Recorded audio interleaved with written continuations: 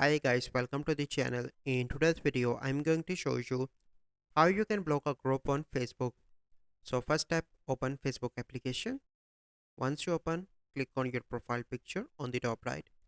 From here, you need to scroll down and come on to the group section and click on your groups. So here you can see different groups. So this is the group, click here.